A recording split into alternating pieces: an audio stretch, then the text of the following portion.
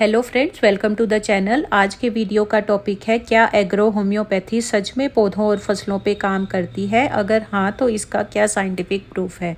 तो इसी प्रश्न के ऊपर आज हम चर्चा करेंगे और भी बहुत कुछ जो इम्पोर्टेंट जानकारी है वो इस वीडियो में दी गई है। तो आप सबसे रिक्वेस्ट है कि वीडियो को बीच में स्किप ना करें, वीडियो में अंत तक बने रहें और वीडियो को पूरा देखें।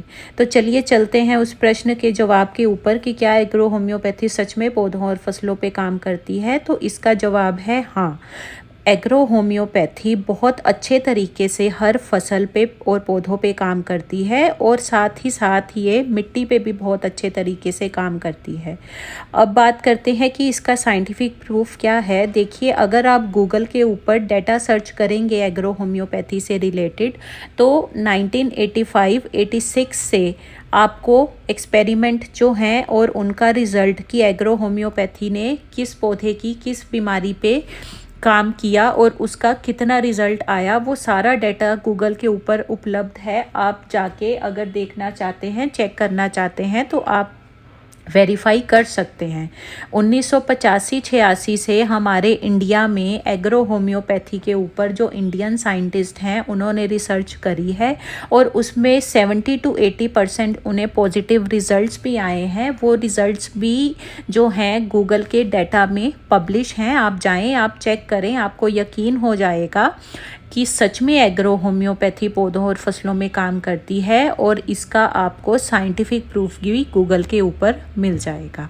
और जो किसान या जो गार्डनर्स ऑलरेडी मेरे साथ जुड़े हुए हैं, मेरे से ट्रीटमेंट ले रहे हैं या वीडियो देख के फसलों का इलाज कर रहे हैं, उन सब ने अपनी आँखों से देखा है कि सच में एग्रो होम्योपैथी ने उनकी फसलों के ऊपर बहुत अच्छे से काम किया है। और कुछ एक जो डाटा है, कुछ एक जो वीडियोस हैं किसानों के, वो मैंने चैनल पे अपलोड भी किए हैं।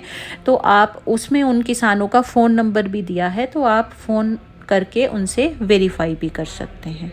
अब चलते हैं अगले प्रश्न के ऊपर कि क्या एग्रो होम्योपैथी से पौधों या फसलों की हर बीमारी, हर समस्या का इलाज किया जा सकता है। देखिए, मैं आप लोगों के सामने बिल्कुल सच रखूँगी कि 100% हर बीमारी या हर समस्या का इलाज एग्रो होम्योपैथी से संभव नहीं है, लेकिन इसके साथ साथ ये भी बात सच है कि 70-80% रिजल्ट्स एग्रो होम्योपैथी में देखने को मिलते हैं। ये मेरा पर्सनल एक्सपीरियंस भी है और जितने किसानों ने यूज़ करी है ये उनका एक्सपीरियंस भी है कि 70-80% केसेस में पॉजिटिव और अच्छा रिजल्ट आया है।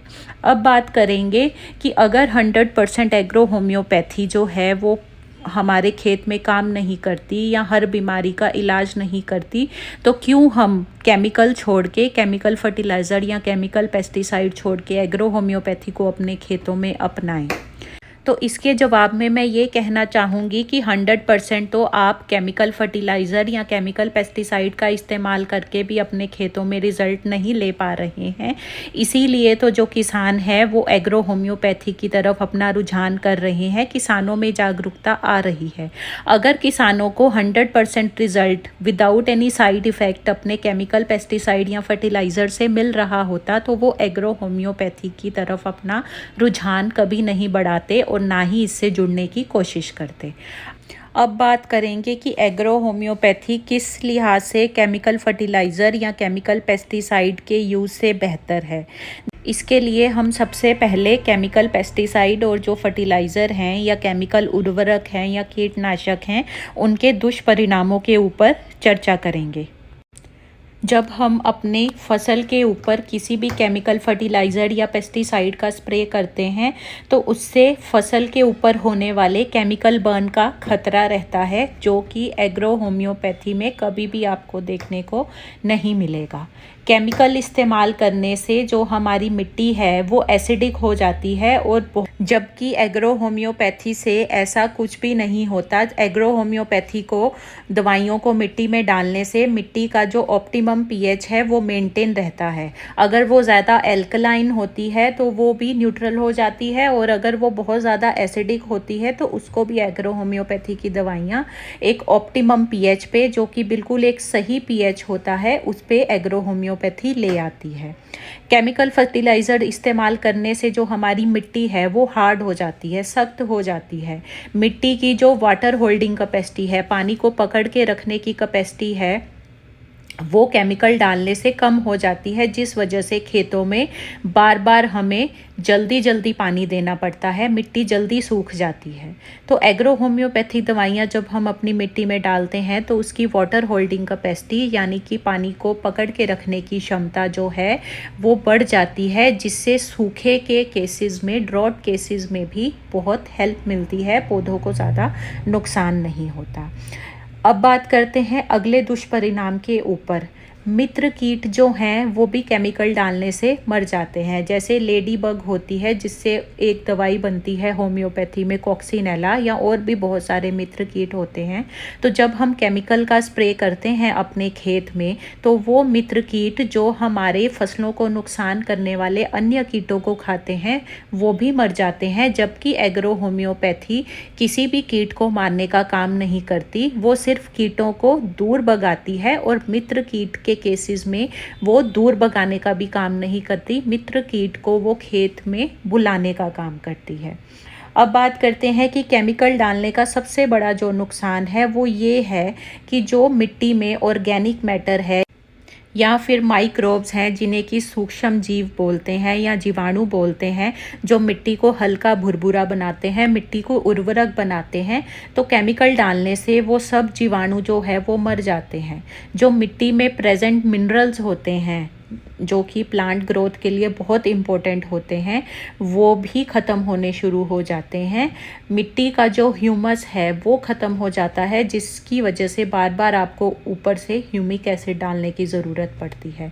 तो मिट्टी को ये एक तरह से डेड कर देती है, मृत कर देती है। देखिए, मिट्टी लिविंग होती है माइक्रोब्स की वजह से, जीवाणुओं की वजह से, या उसमें जो प्रेजेंट ह्यूमस की वजह से, कार्बन की वजह से।